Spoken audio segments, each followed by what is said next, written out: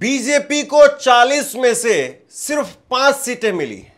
BJP की करारी हार हुई है। बीजेपी इस चुनाव में अकेले अपने दम पर सबसे बड़ी पार्टी बनने का सपना देख रही थी, लेकिन बीजेपी औंधे मुंह गिरी है। यहां पर भाजपा की ही सरकार है, डबल इंजन की सरकार है, और यहां पर बीजेपी के एक बहुत खास बीजेपी के एक बहुत फायर ब्रांड चेहरा मुख्यमंत्री है। लेकिन उस सबके बावजूद बीजेपी यहां पर हार गई, और न केवल हार गई बल्कि पिछली बार से बीजेपी और नीचे चली गई। और उससे भी बड़ी बात सुनिए, उससे भी बड़ी बात यह है कि जहां पर यह चुनाव हुआ है, जो खबर मैं आपको बताने जा रहा हूं, यहां पर महज 1 साल के बाद में विधानसभा का चुनाव होना है, और यहां पर इसको सेमीफाइनल के तौर पर देखा जा रहा था। अब आप कहेंगे कि वाकई ये तो बड़ा इंटरेस्टिंग है, लेकिन फिर भी ये खबर कहीं नहीं है, फिर भी इस खबर की कोई चर्चा नहीं है, फिर भी इस पर कोई प्राइम टाइम डिबेट नहीं हो रही है। और अगर मामला उल्टा होता तो फिर देखिए कि किस तरीके से जो है इसको मोदी जी की रणनीति, जैन जी वो मोदी जी के साथ हैं, फला फला, क्योंकि यहां पर दिल्ली यूनिवर्सिटी के अंदर जहां पर 2 लाख लोग छात्र हैं, उसी को ही जैन जी मोदी जी के साथ ये कहकर के घोषित कर दिया गया था। खैर, मैं बात कर रहा हूं असम की। असम जहां पर 2026 में चुनाव होने हैं, असम जहां पर बीजेपी के मुख्यमंत्री हिमंता बिस्वा शर्मा, असम जहां पर मियाओं को लेकर के, मुसलमानों को लेकर के आए दिन कुछ न कुछ उनकी तरफ से बयानबाजी देखने को मिलती है। लेकिन इसी असम में बीटीसी के चुनाव हुए। बीटीसी यानी बोडो टेरिटोरियल काउंसिल, इसके चुनाव हुए हैं और 40 सीटें थी। यहां पर बीजेपी ने अकेले अपने दम पर लड़ने का फैसला किया और बीजेपी को महज 5 सीटें आई हैं। और दूसरी तरफ सुपड़ा साफ कर दिया, बीपीएफ ने 28 सीटें आई हैं 40 में से। और ये बीजेपी के लिए खतरे की घंटी है या क्या है, इस बात को आप समझिए। और सबसे बड़ी बात आप देखिए, हिमंता बिस्वा शर्मा वो कह रहे हैं नहीं ये तो एनडीए की ही जीत है, ये तो एनडीए की ही जीत है। अरे भाई, आप खुद गए थे मुंह चमका करके कि चलिए अब तो सेरा बांध करके आएंगे, और ये चुनाव से पहले अपने नाम का डंका बजवा करके आएंगे, और आपको पिछली बार जितनी सीटें मिली थी उतनी भी नहीं मिली, और अब कह रहे हैं नहीं ये तो एनडीए की ही जीत है। तो पहले साथ में लड़ लेते, लेकिन पहले तो ये गुमान था कि भैया हम सबसे बड़ी पार्टी बन जाएंगे। ये हुआ है असम के निकाय चुनाव में।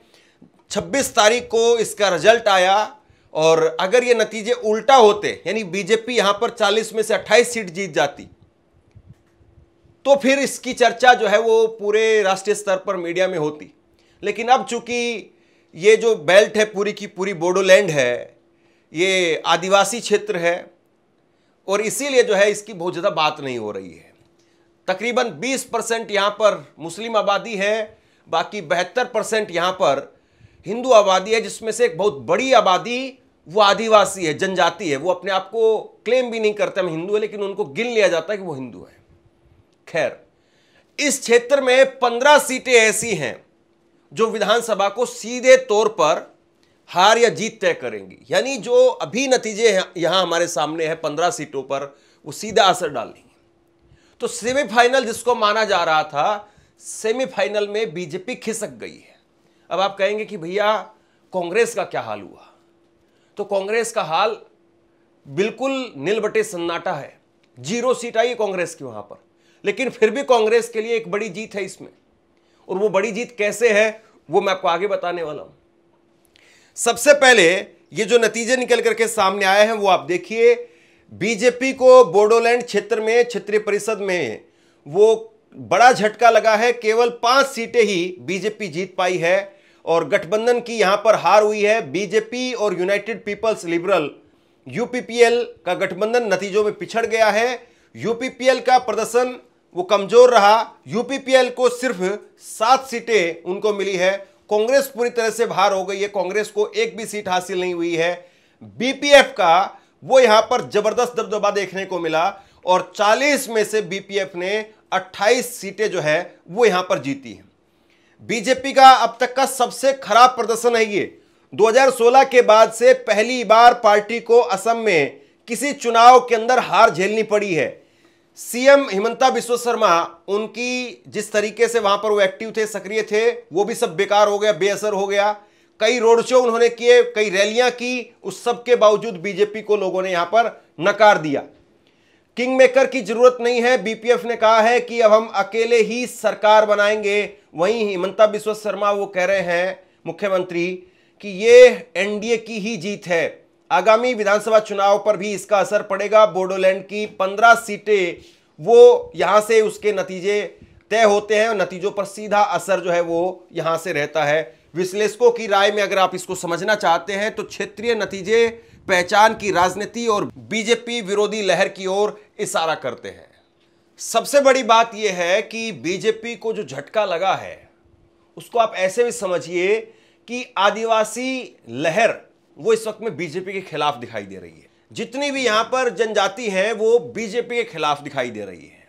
और सबसे बड़ी बात यह भी है एक कि बीजेपी ने सर्बानंद सोनोवाल, जो कि बीजेपी के परंपरागत नेता थे, ये हिमंता बिस्वा शर्मा तो कांग्रेस से आए हुए हैं, ये तो बीजेपी के परंपरागत तौर पर है भी नहीं, लेकिन उनको हटा करके इनको सीएम बनाया।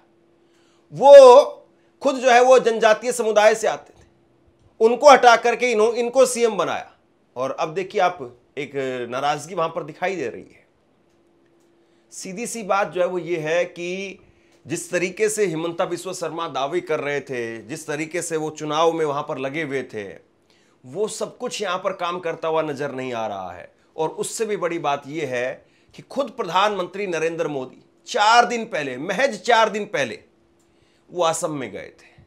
यानी कहीं ना कहीं हो सकता है कि कोशिश ये भी रही हो कि प्रधानमंत्री आ रहे हैं और इसके कारण वहां पर चुनाव में एक एडवांटेज मिल जाएगा, चुनाव में एक लाभ मिल जाएगा। और प्रधानमंत्री ने कहा नॉर्थ ईस्ट को लेकर के कि ये अष्टलक्ष्मी है। अब देखिए भैया, नवरात्रे चल रहे हैं और ऐसे में अष्टलक्ष्मी से, वहां से नॉर्थ ईस्ट की जो अष्टलक्ष्मी जो प्रधानमंत्री बता रहे थे, वहां से बीजेपी के लिए तो बुरी खबर आ गई। अब बीजेपी जो है इसको कुछ भी कहे, लेकिन ये बीजेपी के लिए तो कोई अच्छी खबर नहीं है। साथियों, हम नॉर्थ ईस्ट के 8 राज्यों को अष्टलक्ष्मी के रूप में पूजते हैं, इसलिए इस क्षेत्र को विकास में पीछे नहीं देख सकते।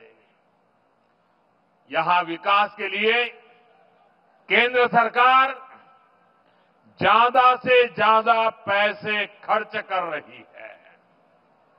मैं आपको एक उदाहरण देता हूं। आप में से कुछ लोगों को पता होगा, देश में जो टैक्स इकट्ठा होता है उसका एक हिस्सा राज्यों को मिलता है। जब कांग्रेस की सरकार थी तो 10 साल में अरुणाचल प्रदेश को सेंट्रल टैक्स में से सिर्फ 6,000 करोड़ रुपए ही मिले थे। आपसे कुछ कहना चाहता हूं। आज के वक्त में पत्रकारिता करना कितना मुश्किल काम है, लेकिन अगर ऐसे में भी कोई आपकी खबर दिखा रहा है, कोई आपके मुद्दे पर बात कर रहा है, तो आपको भी उसका साथ देना चाहिए। अगर आपको लगता है कि मेरी पत्रकारिता सही है, मैं आपके लिए आपकी खबर वो दिखा रहा हूं, तो ऐसे में आप मेरा सहयोग कीजिए। आप इस वीडियो को जब लाइक करेंगे तो लाइक के साथ में ही एक थैंक्स का बटन आपको दिखाई देगा। उस थैंक्स के बटन पर आप क्लिक कीजिए और जो भी सहयोग राशि दे सकते हैं वो दीजिए। दूसरा, आप चैनल को ज्वाइन कर सकते हैं और चैनल को ज्वाइन करके भी मुझे मदद कर सकते हैं। एक और इंटरेस्टिंग बात आपको बताता हूं। ये चुनाव के नतीजे आए 26 तारीख को, और इससे 9-10 दिन पहले बीजेपी ने अपने हैंडल पर एक वीडियो पोस्ट किया था, ये वीडियो। और इस वीडियो में लिखा था बीजेपी असम विदाउट बीजेपी, ये इसका टाइटल था, असम विदाउट बीजेपी, कि अगर असम के अंदर बीजेपी नहीं होगी तो क्या हाल होगा। इसमें दिखाया गया कि देखिए भैया, एयरपोर्ट पर मुसलमानों का कब्जा होगा, जितने भी असम के बड़े शहर हैं वहां पर असम मुसलमानों का कब्जा होगा, जितनी बड़ी मार्केट्स हैं वहां पर असम में मुसलमानों का कब्जा हो जाएगा। यानी इस तरीके से दिखाया गया कि भैया हर जगह पर मुसलमान मुसलमान मुसलमान मुसलमान वो घुस जाएंगे। और इसमें दिखाया गया कि भीफ को उसको वैध कर दिया जाएगा, ये बताया गया। और आप देखिए साहब, यहां पर वाकई विदाउट बीजेपी कर दिया लोगों ने, कम से कम बोडोलैंड को तो विदाउट बीजेपी कर दिया। इससे पिछली बार की अगर चुनाव की बात करें तो पिछली बार बीजेपी की 9 सीटें आई थी, इस बार 5 आई है, पिछली बार 9 थी। और इस बार बीजेपी जिसके साथ में गई, यूपीपीएल के साथ में, उनकी 16 सीटें आई थी, इस बार उनकी भी घट गई, 7 सीटें ही आई है। और बीपीएफ जिनकी इस बार 28 सीटें आई हैं, पिछली बार 17 सीटें आई थी। तो यानी यहां पर जो बीजेपी प्रचार कर रही थी कि असम के बगैर बीजेपी के बगैर असम ऐसा हो जाएगा, तो बोडोलैंड तो कम से कम बीजेपी के बगैर हो गया है। अब यहां पर बीपीएफ जो है वो अपना गठन करेंगे। सबसे बड़ी बात यह है, कांग्रेस के लिए इसमें एक एडवांटेज ये है कि अब जो आने वाला चुनाव है, मई मार्च में जो चुनाव होगा 2026 में, उसमें कांग्रेस के साथ में बीपीएफ गठबंधन कर सकता है। और जाहिर सी बात है, कल को अगर कांग्रेस की सरकार बनती है तो बीपीएफ को वो कैबिनेट में भी रखेंगे, मंत्री भी बनेंगे। फिर यहां से 15 सीटें ये क्षेत्र तय करता है। और दूसरी तरफ अगर कांग्रेस की बजाय बीजेपी की ही सरकार बन गई तो हिमंता बिस्वा शर्मा इनकी यहां पर भी पार्टी तोड़ने की कोशिश करेंगे, या फिर इनको मजबूरन बीजेपी के साथ जाना पड़ेगा। लेकिन अभी फिलहाल ये कह रहे हैं कि यहां पर हमें किसी की जरूरत नहीं है, हम अकेले सक्षम हैं बोडोलैंड के अंदर। तो ये कुल मिलाकर के बीजेपी के लिए जो अष्टलक्ष्मी की बात प्रधानमंत्री कर रहे थे, वो तो एक बुरी खबर है। ये चुनाव सेमीफाइनल माने जा रहे थे और सेमीफाइनल में हार हुई है। निकाय चुनाव में बीजेपी की यहां पर हार हुई है। अब उत्तर प्रदेश में देखिए पंचायत चुनाव होने हैं, और उत्तर प्रदेश पंचायत चुनाव में किस तरीके से जो है वो माहौल बनेगा आप सबको पता है। लेकिन नॉर्थ ईस्ट को लेकर के मीडिया की भी उतनी दिलचस्पी नहीं रहती है, लोगों की भी उतनी दिलचस्पी नहीं रहती है, लिहाजा ये खबर बहुत लोगों तक पहुंच नहीं पाई। लेकिन ये खबर बहुत महत्वपूर्ण है। असम में हिमंता बिस्वा शर्मा जो सरकार है उनके खिलाफ भी गुस्सा लगातार पनप रहा है। अभी आपको पता है जुबिन गर्ग की मौत हुई, और जुबिन गर्ग की मौत के बाद में हालांकि उनका 2 बार पोस्टमार्टम हुआ, एक बार पहले वहां पर सिंगापुर में हुआ और दूसरा फिर भारत में हुआ। लेकिन उसके बावजूद हिमंता बिस्वा शर्मा को लेकर के गुस्सा थम नहीं रहा है। अभी भी लोग जो है वो हिमंता बिस्वा शर्मा की सरकार से लगातार ये मांग कर रहे हैं कि न्याय हो इसमें, इंसाफ हो इसमें। जुबिन गर्ग को किसने मारा, ये सवाल जो है लगातार वहां पर उठ रहा है। हिमंता बिस्वा शर्मा ने कहा है कि यह जुबिन का असम है, हम इसे नेपाल नहीं बनने देंगे। लोग जुबिन के लिए न्याय चाहते हैं, लेकिन हिंसा से कोई हल नहीं निकलेगा। नेपाल में अशांति के कारण हिंसक प्रदर्शन हुए थे, लेकिन असम में ऐसा माहौल बर्दाश्त नहीं किया जाएगा। अब हिमंता बिस्वा शर्मा जुबिन की मौत के बाद में जिस तरीके से वहां पर प्रदर्शन हो रहे हैं, इसको किस तरीके से टैकल कर रहे हैं, इस चीज को देखिए आप। और जुबिन गर्ग जो है वो आप ये कह सकते हैं कि एक तरीके से बहुत मुखर थे। सीए एनआरसी के समय पर भी उन्होंने खुल करके जो है बयान दिए थे अपने उस वक्त में, और उनके बयानों को लेकर के हिमंता बिस्वा शर्मा की सरकार, जाहिर सी बात है अगर उस सीए एनआरसी को लेकर के बयान देंगे तो बीजेपी की सरकार उसको कैसे सहन करेगी। और उनकी पत्नी जो है वो बहुत सारे सवाल वो उनकी पत्नी उठा रही है, बीजेपी की सरकार पर भी एक तरीके से प्रेशर लगातार बढ़ता जा रहा है। तो हिमंता बिस्वा शर्मा की जो सरकार है वो कुल मिलाकर के उलझी हुई है इस वक्त में। और अगर आप देखें अभी लोकसभा चुनाव हुए 2024 का, देश भर में जो सबसे बड़ी जीत हुई कहीं पर वो असम में ही हुई थी। और कांग्रेस के यहां पर रकीबुल हसन वो 10 लाख से ज्यादा वोटों से जीते थे। हिमंता बिस्वा शर्मा की सरकार है, लेकिन कांग्रेस के रकीबुल हसन वो दुबरी लोकसभा सीट से 10,12,476 वोट से रिकॉर्ड मार्जिन के साथ में पूरे देश में सबसे ज्यादा मार्जिन के साथ में ये जीते थे। यानी प्रधानमंत्री नरेंद्र मोदी का नाम नहीं, गृह मंत्री अमित शाह का नाम नहीं, बीजेपी के किसी नेता का नाम नहीं, यहां पर कांग्रेस के प्रत्याशी वो यहां पर जीत करके आए। अगर आप विधानसभा के हिसाब से बात करें तो 2021 के विधानसभा चुनाव को देखें तो यहां पर कुल सीटें 126 हैं। असम के अंदर बहुमत का आंकड़ा 64 है। भाजपा के पास में अभी 60 सीटें हैं, 33% का वोट शेयर उनके पास में है। एनडीए का जो है वो सरकार है, कुल मिलाकर के कुल 75 सीटें हैं, बहुमत हासिल करके इन्होंने सरकार बनाई। कांग्रेस के पास में 29 सीटें हैं और 29% ही वोट शेयर है। वोट शेयर के मामले में कांग्रेस और बीजेपी में 4% के तकरीबन अंतर है। यहां पर आईयूडीएफ उनके पास में 16 सीटें हैं, बीपीएफ जिसकी अभी हम बात कर रहे थे इनके पास में 4 सीटें हैं और छोटे दल हैं बाकी। चुनाव से पहले मुख्यमंत्री थे सबरदानंद सोनोवाल, लेकिन बाद में हिमंता बिस्वा शर्मा को जो है वो यहां पर मुख्यमंत्री बना दिया गया। अब लोकसभा चुनाव के नतीजे आप देखिए, कुल 14 सीटें हैं, बीजेपी को 9 सीटें मिली, 42% का वोट शेयर, कांग्रेस को 3 सीटें मिली, यूपीपीएल को 1 सीट मिली, एजीपी को 1 सीट यहां पर मिलती है। एनडीए के पास में 11 सीटें रही और कांग्रेस के पास में 3 सीटें रही। लेकिन अब वहां पर गौरव गोगोई को जो है वो अध्यक्ष बना करके भेजा है, कांग्रेस ने टीम बदली है अपनी। हालांकि जिस बोडोलैंड की अभी हम बात कर रहे हैं, बीटीसी चुनाव की बात कर रहे हैं, इस क्षेत्र से, ये आदिवासी जो बेल्ट है, इस क्षेत्र से कांग्रेस जो है वो बाहर हो गई है और कांग्रेस अब कहीं ना कहीं अपने लिए कोई गठबंधन तलाश कर रही है और क्षेत्रीय जो पार्टियां, छोटी पार्टियां हैं, वो उसके लिए गठबंधन के लिए एक तरीके से आप ये कह सकते हैं कि अच्छा एक ऑप्शन हो सकती है। अब ऐसे में ये जो चुनाव का नतीजा निकल करके सामने आया है, इसका कितना असर पड़ेगा असम के चुनाव पर। और असम में मुख्यमंत्री हिमंता बिस्वा शर्मा जिस तरीके से उनका विरोध हो रहा है, बहुत बड़ी संख्या में कुछ दिन पहले लोग सड़कों पर उतर करके आए, मशाल का एक बहुत बड़ा जो है वो जुलूस निकाला। तो ऐसे में हिमंता बिस्वा शर्मा क्या करते हैं, नरेंद्र मोदी जी कितनी रेवड़ियां बांटेंगे, क्योंकि चुनाव जैसे ही बिहार का खत्म होगा उसके बाद में बंगाल और असम यही शुरू हो जाएगा। सब नेता, सब लोग, सब वहीं पर पहुंच जाएंगे।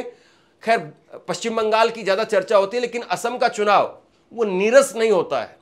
जैसे त्रिपुरा का चुनाव, मिजोरम, मेघालय का चुनाव होता है, वैसे असम का चुनाव नहीं होता है। असम के चुनाव में थोड़ा करंट रहता है। और हिमंता बिस्वा शर्मा वो जिस तरीके से खुल करके मुसलमानों को लेकर के जो बयानबाजी करते हैं, उसके बाद में पूरे देश की नज़र एक तरीके से असम पर हो जाती है। और कांग्रेस खास तौर पर असम को जो है लेकर के सीरियस है, क्योंकि पश्चिम बंगाल में कांग्रेस के लिए बहुत ज्यादा ऑप्शन नहीं है। वहां पर ममता बनर्जी वर्सेस बीजेपी की फाइट रहेगी। असम में भी कांग्रेस के लिए जो है वो एक ऑप्शन है, क्योंकि वहां पर दोनों ही पार्टियां जो है वो बड़ी पार्टियां हैं और दोनों की आमने सामने की टक्कर है। बाकी क्षेत्रीय दल हैं वहां पर। असम में जो है वो कांग्रेस पार्टी और खासतौर पर राहुल गांधी, उनकी कोशिश ये है कि हिमंता बिस्वा शर्मा जिस तरीके से बयानबाजी करते हैं, खासतौर पर गांधी परिवार के खिलाफ, राहुल गांधी के खिलाफ, प्रियंका गांधी को लेकर के, तो इस बार उनको मजा चखाया जाए। जैसे अमेठी के अंदर स्मृति ईरानी को मजा चखाया, उनको हराया, वैसे ही यहां पर असम में हिमंता बिस्वा शर्मा को आउट किया जाए। अब बहरहाल जो लक्षण निकल करके आ रहे हैं या जिस तरीके से ट्रेलर निकल करके आ रहा है, ये तो बता रहा है कि पिक्चर कुछ बीजेपी से उखड़ी हुई है। अब बीजेपी इसको कितना संभाल पाती है, किस तरीके से संभाल पाती है, ये बहुत बड़ा सवाल है। आप क्या सोचते हैं नीचे कमेंट बॉक्स में लिख करके जरूर बताइए। इस खबर को शेयर कीजिए। धन्यवाद।